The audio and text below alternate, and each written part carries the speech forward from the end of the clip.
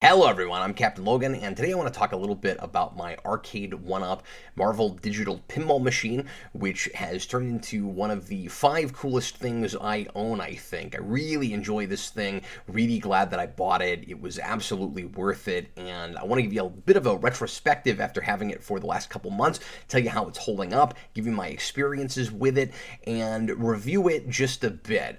There are some really good, in-depth, nook and cranny kind of reviews that several video game enthusiasts and arcade enthusiasts have already done going back several months. I think these have been out for close to a year now. They're, by the way, really difficult to get your hands on now, and so the purpose of this review may not end up being as much like should you go out and buy one until they become more available again, but whether you have managed to get your hands on one and have played it, or you just want to know out of curiosity what the thing is like and how it plays and what exactly the thing does, here's a video about that for you. And sometimes folks will ask me if the arcade one-up machines are really worth the money, because people have heard a lot of mixed things about these things, and I'll occasionally on the channel mention that I have them and I play them and I really like them, but I haven't really reviewed any of them yet and discussed pros and cons with them, so I thought it might be worth doing that today. And this was a thing that as soon as it was announced, I was really excited about, because first of all, just the idea of a digital pinball machine was a total novelty to me and not a thing that I realized was being made, and I didn't even know how it would function and what it looked like, and I couldn't really wrap my head around the idea of a screen that is supposed to feel like a real pinball machine. How do you even set that thing up so that you'll forget that you're not playing the real thing? And as soon as I got my hands on it at a Nebraska Furniture Mart, which is really the only place around here that has had them, not by the way where I got mine, I did have to buy mine secondhand. I was really lucky that I was able to get one for a decent deal, by the way, because these things are really hard to get, again, your hands on right now, and retail places have hiked them up a couple $100 in most places that I've seen anyway, than they were when they were originally released. They were around $600. Now Walmart and Nebraska Furniture Mart around here and some other places, I'm seeing upwards of $850, $900, and of course a lot of private sellers scalping, in my opinion, even well upwards of that. And I didn't want to pay much more than $600 for one, because that's what they were originally released for, and I was hoping that I could get at least under 8, and was really lucky that finally I was able to get within that price point with one that was used, but like lightly used, in nearly new, I would say actually brand new shape. Had been played some, but if you had told me it was built right out of the box, and besides the fact that there were, of course, some scores already in the game, because the guy that I bought it from had his own home arcade and he had played it some, I would have believed you that you had gotten it just out of the box and hadn't really played with it. When I first played one that was on display at Nebraska Furniture Mart, I was immediately shocked that apparently digital pinball machines have been around for a while, and I'm just late to the party on this, but I was really surprised by the depth, or the seeming depth of field inside of the playfield, that it feels like it is recessed, and that there are actually physical moving parts inside of it. It's got solenoids, there's kickback, you can feel it when the ball hits flippers and when it bounces up against certain objects inside the machine. It feels like virtual reality in a way, in that it feels like it is actually really there and happening and real, even though it's just as much in a screen and just digital pinball as the Zen pinball machines that you could download on Xbox Live and PlayStation Store and things like that. That's the other reason that I was so excited originally when I heard about this, is that it is the Zen pinball machines. And a lot of folks that I've talked to that were excited about these or have had one had no idea that these pinball machines existed already, or I should say these digital tables, and go back a decade or more at this point. So Zen Pinball had a game called Pinball X2, and then, or is it FX 2, and then now they're up to 3. And they had Marvel machines, they had Star Wars machines, they had their own original machines, and then they had classic machines based on physical ones that actually existed, which is neat. And I played the Marvel ones like crazy back when they first came out, and I bought nearly all of them. It was kind of an a la carte thing. You could buy some of them in packages, you bought some of them as individual tables, and I think there's upwards of 30 to 40 Marvel ones, and I know there are 30 Star Wars ones, and I've not played all the Star Wars ones, but at this point I think I've played every Marvel table except for maybe 1 or 2. And so I thought it was interesting that Arcade 1UP finally put out something that was utilizing much more recent material, because they're, of course, all about retro games and trying to tickle your nostalgia bone. And so all of the machines that they've put out thus far have been games that go back to the 90s and before. And this is technically a game that just came out, 10 years ago. But it's still that nostalgic feel, of course, because that's a nostalgia trip in the first place. My wife has an uncle who has come over a couple of times now since I got the machine, and he is in his 70s, and he loves the thing, and it's his favorite thing to do here now. And I was, growing up, not a huge pinball guy. I dabbled in it, and I always thought it was fun, but I wasn't real good at it.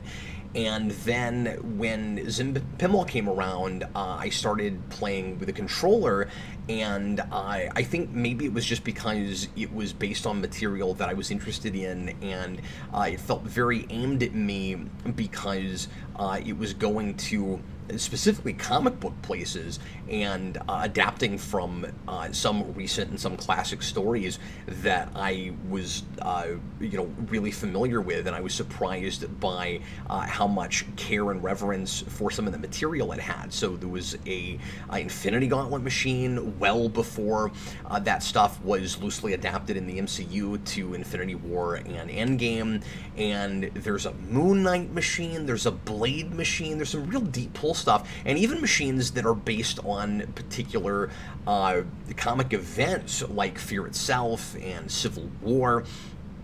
And like Fear Itself, I was really surprised got a machine. It's one of the better ones, by the way. And so I fell in love with that. It's one of the things that I've used my Xbox 360 for the most, actually. And so it was like this thing was built specifically for me. And as soon as it was announced, I was like, I don't know how I'm going to get away with never buying one of these, because it's almost like somebody looked at a Christmas list I never wrote, like knows me better than I know myself, and said, that guy needs this thing. And I was like, okay, I mean, take my money, I guess, within reason. And luckily I was able to, make that happen within reason. So first of all, let me talk a little bit about some of the machines, some of the tables, I should say, that were selected for this. So about a third of what Zen built for Marvel is in the machine. And one of the things that's disappointing, besides some of the machines that I just wish were in there that aren't, is the tables, is that originally it was announced or rumored, but I seem to recall this coming from the horse's mouth, Arcade 1UP specifically saying this, and I've heard a lot of other YouTubers that have these machines that have reviewed them echo this, so like I'm not the only person that heard this, and I'm pretty sure it wasn't just on Reddit or a forum somewhere or something, that and by the way, Arcade 1-Up has made 3 of these machines now. So there's one with some of those classic tables that I mentioned, and then there's a Star Wars one, and there's this one. And originally it was announced, to my recollection, that these things were going to be online capable, like the NBA Jam machine is now, which is kind of neat. There's leaderboards, and you can play with people online. And that seems to work fairly well. And anyway, the idea was supposed to be that it would come with 10 preloaded tables, but you would be able to download more for a fee at your leisure, kind of like on Steam or Xbox or something, with Zen already. And I would assume that it would also be connected to the leaderboards for that, because Steam and Switch, etc., all have leaderboards for that now for X3. It's unfortunate that you can't buy the tables as much for 2 anymore, and that you can't connect them all together in one place, but I really like some of the tables with 3 now too. I've been getting into that with Switch, with the Universal tables, Back to the Future and E.T. and Jurassic Park, and then the Alien Predator tables are great, the Walking Dead table is great, and so I wish that you could, but you can't put the Star Wars and the Marvel tables all there because it's not the updated system, and so you have to have 2 and 3 in whatever places you have those. I don't know if it's possible to connect those together in Steam. It might be, because I've not used Steam, but I would imagine it isn't. But there's also all these great tables that I would love to be able to play on a machine like that, and I suspect the reason they're not doing it, unless they somehow add the capability later, I don't even really know how you do that, unless you shipped out everybody a physical, like update to the PCB or something, like a new PCB. I don't know how exactly it would work. You would I would imagine the reason they did it is to try to get people to buy multiple machines, because that's Arcade 1-Up's bread and butter, is not a multicade that plays everything under the sun, but individual machines that only play 2 to 4 to 5 games. By and large, the idea is to try to recreate on a smaller scale, so you've got more space for it, and so that they're cheaper and easier to put together, your own home arcade that is that reminds you of the arcades that you went to when you were a kid. So they're a bunch of individual machines that have all the side art and marquees and things that you remember. That is what's fun about it for me. Like, yes, I have a couple of multicades with ROMs in them that have thousands and thousands of games, and I really don't have to have the setup that I have over here.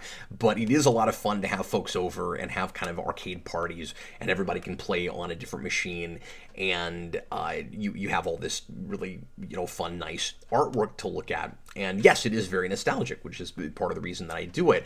But with the pinball machine thing, I still wish that it was possible to download more tables, because even if I wanted all 3 of the machines that they have, I still have no way to play some of those other great pinball machines that Zen has done on an actual table. I have to use a controller, which is not a bad situation, and I kind of enjoy doing it with a controller as well, and it's not as cumbersome going back and forth between them as I thought it might be. I thought there would be an adjustment where I wouldn't play as well between the pinball machine and a controller, but it's not so bad. The nice thing, of course, about the machine is you don't have to worry about your view and whether you want to try to set up the camera to let you follow the ball or look at the whole machine at once, because depending on the size of your screen, that's a thing that you really have to consider. There's not any way without modding it and putting in your own computer board, which is possible and doable, but I don't want to gut the thing because I do like it as it is, and I'm much more of a casual, arcade gamer. I don't get into the technical side of it, so if I don't have to make modifications and learn how to do that kind of stuff, I really don't want to, because I do like the product as the product is, and I marvel at some of the folks that have made improvements to these things and set it up so that they can play all 30 of the Star Wars tables on the Star Wars pinball machine, or they have a singular one that will play every single one. And of course, a lot of people have made mods like that to the regular arcade 1-up machines and turn them into multicades where you can play everything they have and a lot more. There's a lot of really cool kind of homebrew stuff going on with these things. The light up marquee, and I love that it lights up, by the way. There's only a couple of their machines now that do that. I'm sure they're more expensive now because of that. There are some bells and whistles that they're adding now that lets them that gives them a good excuse to up the price that I think is maybe a mistake for their business model, but that's more on the end of the regular arcade machines, like the Simpsons machine and the X-Men machine, the beat-em-ups that are starting to come out or about to come out are a lot more expensive than these things used to be, and I think that could hurt them in the back end. Like, they're starting to get above my price range for what they are, and I know I'm not alone. I've heard a lot of complaints about this. I'm leery about Killer Instinct because they finally announced for sure that that's coming out. We had an announcement for that a long time ago, and then we didn't hear about it forever, and it seemed like maybe it wasn't happening for some reason. Maybe they had licensing issues or something, and now it seems that that is definitely happening. I'm not sure if there's a pre-order, so I don't know what the cost is for that yet, but I'm a little bit nervous about it, that it's also going to be a lot higher than the initial $400 or $500 price point, which already is too high for a lot of people for what these are.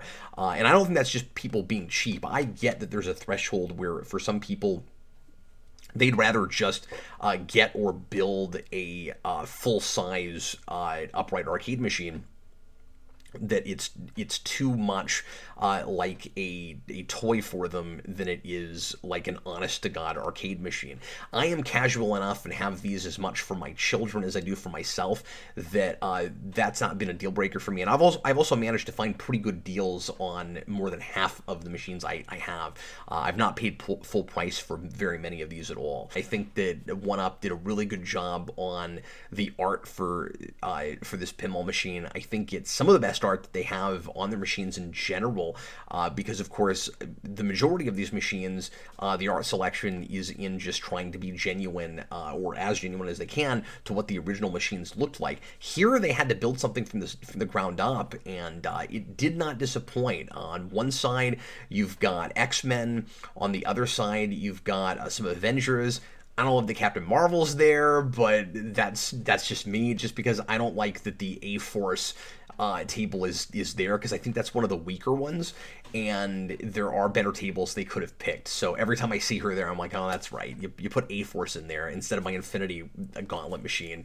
What are you doing? But anyway, it's a really pretty machine, and that's of course also one of the big reasons that I wanted it. But the machines that are there, or the tables that are there, are some of my favorites, and then a few that I haven't put a lot of time into, so it's kind of that, like, I liked fine, but I just got kind of sucked into other ones, because like I said, I have the majority of these on Xbox 360, and I find myself kind of glued to 4, 5, 6 of them, and then others I'll just occasionally turn on and play a couple times, and then go to the ones that I'm really trying to master and working real hard at. So if Venom wasn't there, it might have been a deal breaker, and I may not have been as keen on getting the machine. And I'll also say, I'll go as far as to say that I love the Venom machine so much that if it was the only one included, I might have still bought it. But anyway, that's there. Spider-Man is there, which is a fine machine, and one that I played a lot when I just had the initial package of 4, I think. And then Thor is there, which I had never put a lot of time into, but I've been playing a lot lately. I'm starting to really enjoy that one. I guess what I was going to say a minute ago is I like that some of the tables that I hadn't dabbled in much but liked okay are on this machine, because now I can work at them and try to master them on more of the genuine article than just with a controller. So that's cool. But then it has, like I said, Fear itself, which I, again, haven't spent a lot of time with, but I love. It's one of the more creative of those, I think. And then it's kind of interesting that it seems like we kind of paired some things up, because you've got Spider-Man and Venom. You've got Fear itself and Thor, so those are both Thor things. Fear itself was everybody gets a hammer. And then you have X-Men and you have Wolverine. And I found myself wondering why a couple of the more the machines based on more popular MCU type material weren't included. I'm not sure why the Captain America machine's not there, and I'm really not sure, like I said, why the Infinity Gauntlet table's not there, because these came out just as Endgame was happening, and or maybe just the year after, and it's really like right in the middle of 2020, and I would think you'd want that there. I'd think that a lot of people would be really excited. Oh, Thanos is in a machine, and one of the more recent Stern machines, I think, is a Infinity machine. And Stern, still making physical pinball machines, is the only company left really doing them, and they only put one out a year. And so, like, the one they picked for a year was Infinity for Marvel, but Zen and Arcade 1-Up can't be bothered to put that table on their machine. I think that's really odd, and I wouldn't be as disappointed, except that, because it's not just that I love that event and I love Thanos, but it's my second favorite of their tables. It's so much fun. It probably technically actually is even better than the Venom one, but that one is my favorite, and I put the most hours into that, and I've got the highest scores on that. Civil War is a little too bare bones. I've been putting a little bit more time into that one recently, and it's starting to grow on me a little bit. A-Force I cannot get into at all. It's just dull. I've tried, and I don't get why that's even there. So a couple other criticisms of the table so far. I don't care for the volume button, and it's really weird that it's not set up more like some of the more recent machines. Arcade 1-Up has kind of a trepidatious history with their volume buttons. Early on, there were just a couple of settings, a couple of notches, and it wasn't enough for people, and they wanted more control over the volume. So early on, their machines, a lot of them, you could turn to off, or loud, or very loud, and that's all you got. And in the case of Space Invaders, which I picked up along with the pinball machine, is the most notorious of these, because if you turn it on even the medium setting, it's so insanely loud it nearly bursts your eardrums. Like, it's nuts how loud that thing is, and it's ear piercing, and I can't listen to it, and I never play that machine with the sound on. Then later on, they got wise, and they set it up more like a remote control on a TV, so that you have just volume notches that come up on the screen, and you can decide how loud or how quiet you want it to be, and it goes up to 10 or 12 or whatever it is. The pinball machine is somewhere in between all that, so it still is notches that you can go incrementally, but they don't pop up on the screen, so you can't tell how relatively loud or quiet you're trying to make it, and it's just really awkward.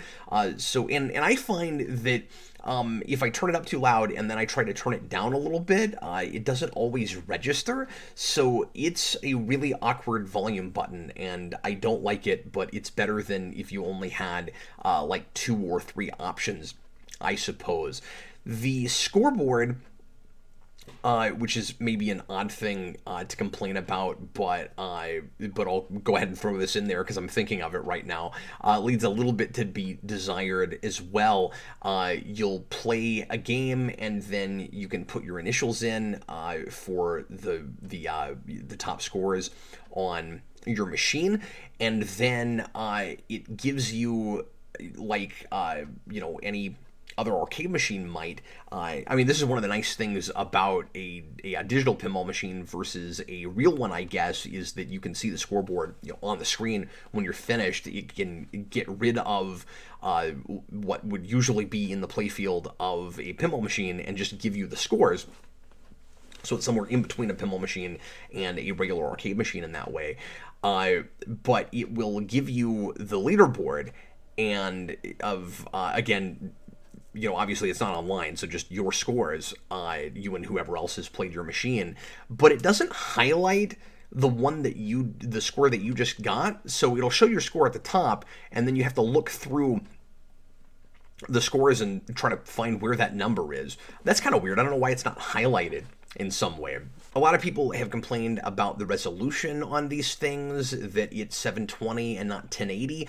I was worried that might be a deal breaker for me too until I got to sample one before I got mine, and I decided it wasn't really a big deal. If you look super close, if you're just really looking for it and paying attention, you'll notice that the edges of things, particularly the flippers, are a little bit pixelated, are a little bit jagged, because it's not the highest possible resolution. It's barely in HD. It has a screen that could do 1080 if you wanted to mod it. So just for folks that like to do that kind of thing, you absolutely could put in the right sort of the computer board and get the thing to 1080, I think maybe to save costs, and just with whatever kind of PCB they're going with, they decided to keep it at 720.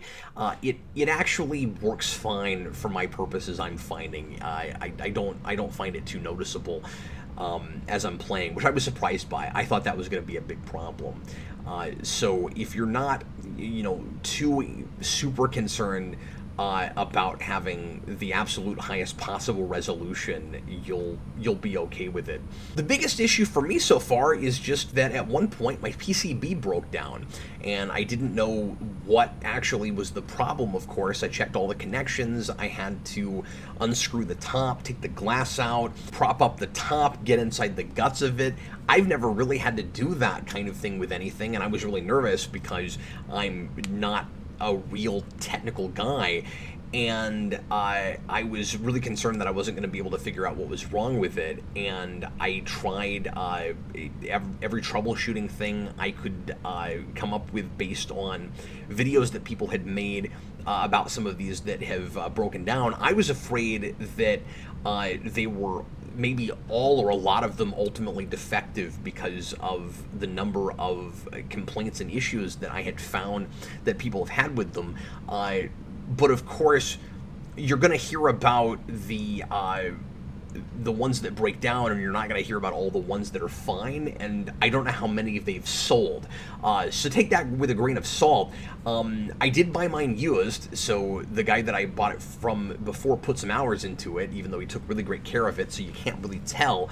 And so, you're taking your life in your hands anytime you buy something used like that, particularly hardware like this. And so, I knew that I didn't have a warranty. There was always a chance that something like this could happen. And it was a major bummer for about 3 days, because once I realized it wasn't a connection issue and it was probably the PCB, I was like, there's not any way I'm going to be able to get my hands on one. I didn't think, what am I going to do? And obviously all the advice online was go to Arcade 1UP, and everybody said just know that they take their time, and it can take several weeks sometimes for them to get you anything if you need parts, and they don't respond right away.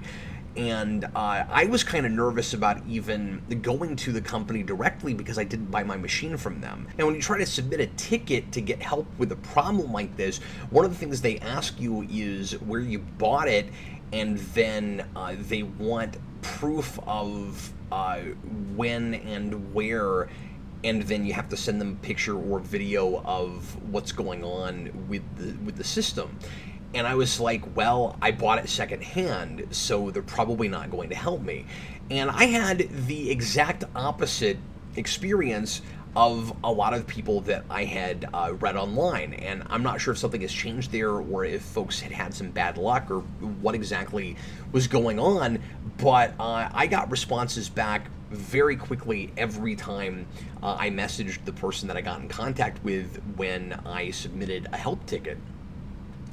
And this lady, of course, asked me where I got the machine and to send, proof of receipt or something. And I said, look, I got to level with you. I bought it secondhand, and the guy I bought it from also bought it secondhand. And so we don't have proof of purchase. And she said, well, that's okay. We just need that to know if it's under warranty or not. And now that I know that it isn't, I can help you, and you just have to know that it's not under warranty, which suggests that if it needs any work at all, I'm probably going to have to pay for something out of pocket, which within reason I was certainly willing to do, because I just bought this $600+ machine, and I didn't want it to just sit there and not be able to be played, obviously, and I didn't really want to have to learn how to mod it if I didn't have to. And so I went ahead and sent her all the other information she needed, and she sent me some troubleshooting tips, and I checked connections again, and it clearly wasn't that. And then I get a message back, and they tell me that they're sending me a PCB for troubleshooting purposes. And I was like, well, that's fantastic. And I was expecting a bill of some kind, because I was willing to pay for that. In fact, on Arcade1Up's website, there are PCBs for a number of their systems that you can just buy outright, but the pinball machine is not one of them. And if that had been there, I would have just bought one. I wouldn't have even thought to try to, troubleshoot it with them. And I get the PCB in the mail, and all of this happens very swiftly. Like, it comes in like a week after I talk to her. And I get it in the machine, and by the way, I did it all by myself, and I got in there with a screwdriver, and I figured out where all the connections were, and I was able to take out the original PCB and put it back in. I was very proud of myself, because I've never done any of that kind of thing, and I don't know anything about computers, and I didn't have anything upside down. I got all the pins in straight, and it worked out. Crossed my fingers, turned the thing on, it works. I'm like, yes, fantastic. I had one thing upside down initially, now that I'm thinking about it, and there was one of the screens was working and the other one was blank. The scoreboard was on, but the bottom screen was blank. I turned the thing upside down, and then it fixed it. And I was like, cool, I'm so proud of myself. I got this thing to work. And I never heard back again. I messaged them. I said thank you. They never asked for money or anything. And I had a wonderful experience with them. So I'm really happy to say that I've been supporting this company. Obviously, I bought some of this stuff secondhand, but I bought straight from the source with some of them as well, or at least retail and stuff. And I have to say, like, I'm very pleasantly surprised by the customer service with this company, and that they seem to truly be trying to put the customer first and be consumer friendly. And like, they didn't have to help me, because I didn't buy this thing directly from them, and they did, and they treated me as if I had bought it from one of the retail stores that they sent it to, or directly from them. So I really appreciated that. And part of the reason I wanted to make this video was just to talk about the experience that I had with them, and say that folks that think that they look a little bit shady, that is not at all the experience that I had with them. But anyway, it is a really neat product. It is very sturdy. All of the components seem pretty high quality, and I know some more hardcore enthusiasts and pinball enthusiasts aren't real happy with some of the buttons and things. I haven't had any issues with any of that stuff yet. The inner workings, the solenoids and all of that still work great on mine. The plunger works really well. It's really cool. It's a digital machine, but it has an actual plunger, and feels like you're shooting an actual real ball inside of a pinball machine. You can adjust how hard you hit that with your plunger, just like you could a real one. And in some ways, it's nicer than having a real machine, I think, because first of all, it's smaller, just like other arcade one-up machines, and so it takes up less space in your place. You don't have to worry about a bunch of individual parts and toys and lights and things going out that you have to try to find, obscure things to replace, especially if it's an old machine. I did have to do some work on mine, but it's one of 3 things that could possibly go wrong with it, and did once, and hopefully never again. And but if it does, at least right now, while the company is around and flourishing, I have some place to go, so that's good. But and then the other thing is variety. You've got a number of different machines you can play, even if it's not as many and exactly some of the ones that I wish I had. It's nice to have 10, and if you get tired of one, you can play another one without having to physically walk over to another machine that you don't have.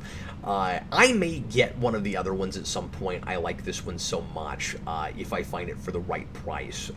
Some of the Star Wars machines that I have played I like a lot, particularly the Darth Vader one, and so I would consider getting that one as well.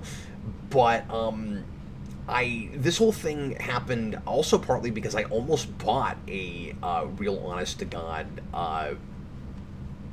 full-sized retro pinball machine, and it was the machine that I played when I was a kid that I found at a casino when my dad and my stepmom used to go to casinos quite a bit, and it was the Stargate movie machine. And if you ever find one, play it. It's my absolute favorite pinball machine of all time.